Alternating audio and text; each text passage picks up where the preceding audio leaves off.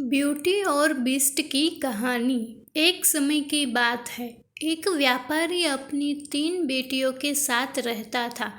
व्यापारी को अपनी तीनों बेटियों से प्यार था। एक दिन उसे किसी काम से दूसरे देश जाना था।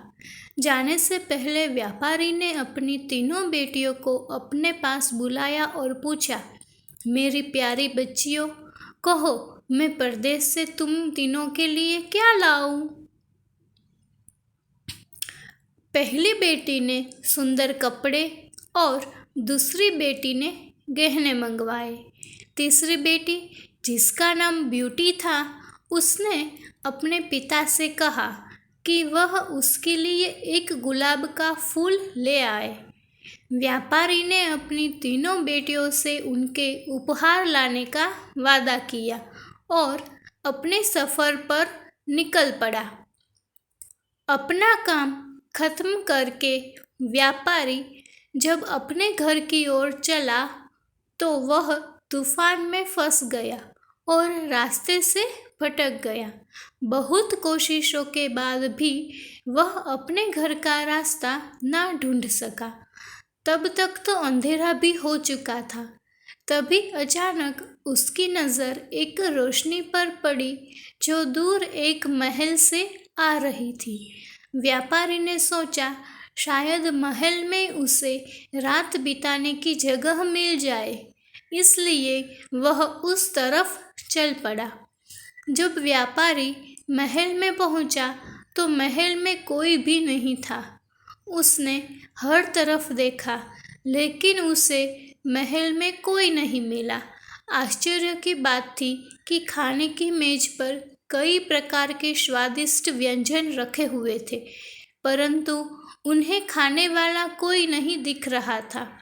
भोजन को देख व्यापारी की भूख और बढ़ गई थी, इसलिए उसने भरपेट खाना खाया और एक कमरे में मुलायम गद्दों पे सो गया। सुबह व्यापारी ने जब महल के बगीचे में सुंदर गुलाब खिले देखे तो उसे ब्यूटी से किया हुआ वादा याद आ गया।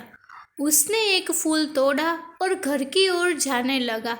तभी वहां एक भयानक जीव प्रकट हुआ और बोला, मैंने तुम्हें अपना भोजन खाने दिया, अपने मुलायम गद्दों पर सोने दिया, और तुम मेरे ही बगीचे से गुलाब तोड़ रहे हो।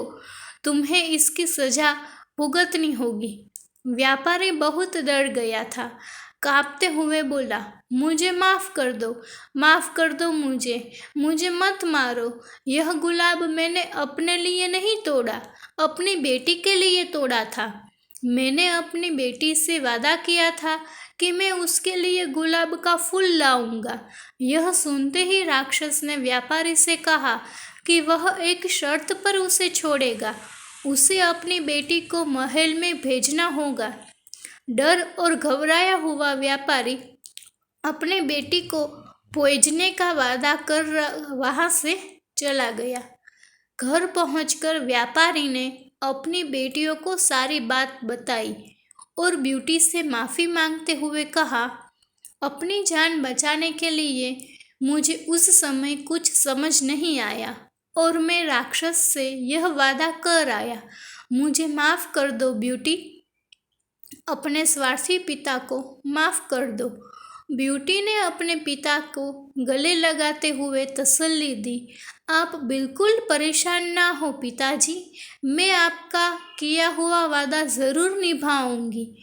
ब्यूटी जब महल पहुंची तो बहुत घबराई हुई थी।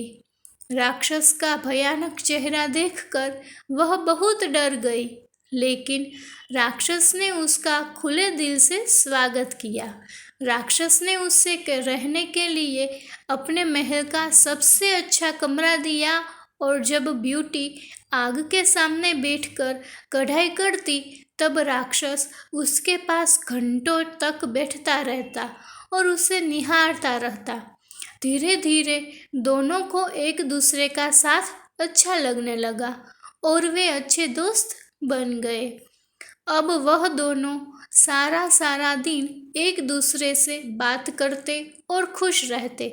राक्षस को ब्यूटी बहुत अच्छी लगती थी और वह उससे शादी करना चाहता था, लेकिन डरता था कि ब्यूटी एक राक्षस से कभी शादी नहीं करना चाहेगी। बड़ी हिम्मत जुटाकर एक दिन उसने ब्यूटी से अपने दिल की बात कहने का फैसला किया। जब वह ब्यूटी के पास पहुंचा तो देखा कि ब्यूटी अपने पिता को याद करके बहुत उदास है। उसने ब्यूटी की उदासी देखी नहीं गई और उसने ब्यूटी को एक जादुई शीशा दिया जिससे वह अपने पिता को देख सके। ब्यूटी बहुत खुश हुई, लेकिन जब उसने अपने पिता को देखा तो वह बहुत बीमार थे। यह देख ब्यूटी ने राक्षस से अपने पिता से मिलने की इच्छा जताई। राक्षस ने उसे पिता से मिलने की इजाज़त दे दी और 7 दिन में वापस आने को कहा। ब्यूटी ने तय समय में आने का वादा किया और अपने घर चली गई। ब्यूटी को सामने देख व्यापारी खुश हो गया और जैसे जैसे उसे पता चला कि राक्षस देखने में भले ही क्रूर हो, लेकिन वह दिल का बहुत ही नेक और दयालु है, व्यापारी की सेहत और सुधरती गई। परिवार से मिलने की खुशी में 7 दिन कब निकल गए ब्यूटी को पता ही नहीं चला। एक दिन ब्यूटी ने सपना देखा कि राक्षस की हालत बहुत खराब है और जल्द ही मरने वाला है। अगले ही दिन वह महल वापस आ गई और उसने पाया कि राक्षस बगीचे में बेसुध पड़ा हुआ था, जैसे वह मर चुका हो। ब्यूटी उसे देखते ही रो पड़ी। तुम मुझे छोड़कर मत जाओ, मैं तुमसे बहुत प्यार करती हूँ और तुमसे शादी करना चाहती हूँ। मैं अपनी सारी जिंदगी तुम्हारे साथ बिताना चाहती हूँ। जैसे ही ब्यूटी ने यह शब्द कहे, एक रोशनी ने राक्षस को ठग लिया और जब रोशनी गायब हुई तो भयानक और क्रूर दिखने वाला राक्षस एक खूबसूरत राजकुमार में बदल चुका था।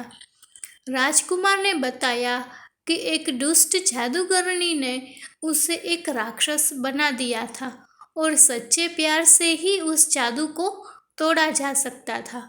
बहुत समय से राजकुमार उस लड़की को ढूंढ रहा था जो उससे उस रूप में प्यार करे जिससे सब डरते थे, जो उसकी सूरत से नहीं बल्कि उनके गुणों को चाहे। आखिरकार राजकुमार को उसका सच्चा प्यार मिल गया और वह बहुत खुश था। जल्द ही ब्यूटी और राजकुमार की शादी हो गई और वह अपनी गुलाबों सी खूबसूरत दुनिया में हंसी खुशी रहने लगे। शिक्षा। इस कहानी से हमें यह शिक्षा मिलती है कि हमें किसी की सूरत को देखकर उसकी सीरत का अंदाज़ा नहीं लगाना चाहिए। इंसान का बाहरी रूप सिर्फ दिखावा है, उसका साफ दिल, उसके गुण देखकर इंसान से प्यार किया जाता है।